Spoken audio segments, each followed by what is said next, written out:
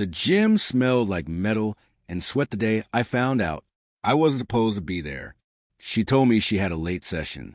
But when I walked through those tinted glass doors, I saw her on the mat, laughing.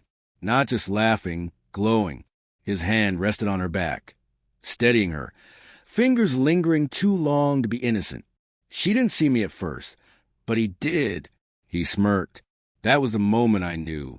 I left quietly, holding a silence so sharp it could cut through bone. When she came home hours later, she smelled like citrus and guilt. She kissed my cheek and smiled. I almost admired how good she was at pretending. Almost. That night, I opened my laptop, not to confront her, but to begin. Revenge doesn't start with rage. It starts with restraint. We met 5 years ago at a charity marathon. She tripped at the finish line. I caught her, a moment most people would forget, but we built a life around it. A house, 2 dogs, morning coffee rituals. From the outside, we looked unbreakable. She was fire and movement. I was calm and structure. Together, we made sense. Or so I thought. She loved being seen. The compliments, the attention, the orbit of eyes around her. I loved her enough to let her have them. But love becomes dangerous when one side carries the weight alone.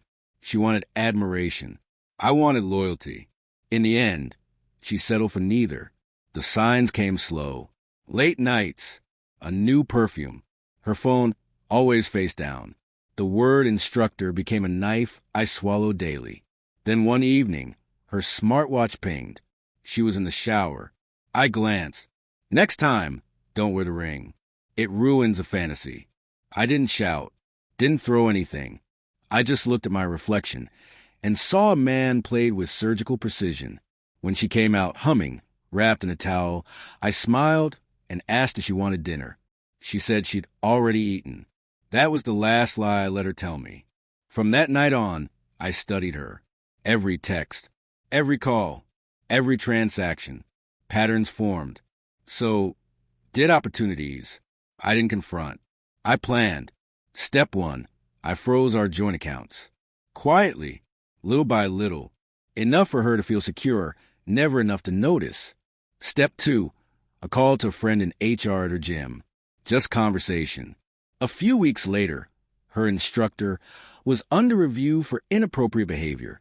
No proof, just whispers. Whispers are enough. Step 3, the house. During refinancing, her signature went where I needed it. Ownership shifted to me. She never read the papers. She trusted me to handle it. Step 4, I joined the same gym. Not to confront, but to watch. I let him see me. I let paranoia do the work confrontation never could. When the gym suspended him, she came home furious, throwing her bag, calling everyone jealous. I told her it would be fine, that I'd help. A week later, she packed for space. I helped her load the car. When she drove off, I closed the door, opened my laptop, and finalized the sale. The house was gone by morning. She moved in with him. I let her. They thought they'd won freedom. 2 months later, he was fired. Clients gone. Reputation shredded. Rumors bloomed fast when watered with fear. Then came the knock. One quiet evening. He stood at my door, eyes hollow, shirt untucked.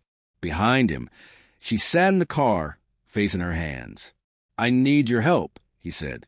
I let him in, poured a drink. Listened. His story was predictable.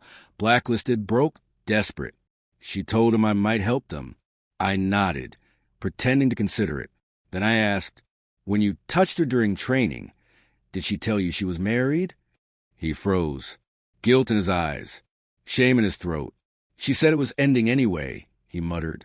She wasn't wrong, I said, and slid an envelope across the table. Inside, a non-disclosure agreement, a debt acknowledgement, and her signed confession. Every message, receipt, and recording I'd gathered, neatly summarized in legal ink. He didn't sign. He ran. But she did. She had to. The alternative was public ruin, and she knew I didn't bluff. By the time she realized what she'd signed, she had already surrendered everything. Retroactively, legally, completely. The divorce went through quietly. Clean. Merciless. Months later, I saw her face on a flyer. Freelance personal trainer. Discounts for personal growth. Irony has a generous sense of humor. I passed the gym where it began. The same smell of metal and sweat. The same sound of ambition mixing with exhaustion. I watched new trainees move, steady and focused. Revenge, I realized, isn't about payback. It's about symmetry. They took my peace. I took their illusion of control. When he stood at my door asking for help, I already had it. Some betrayals don't need blood or spectacle, just patience and silence. In the end, I didn't ruin them. I simply let them live with what they chose.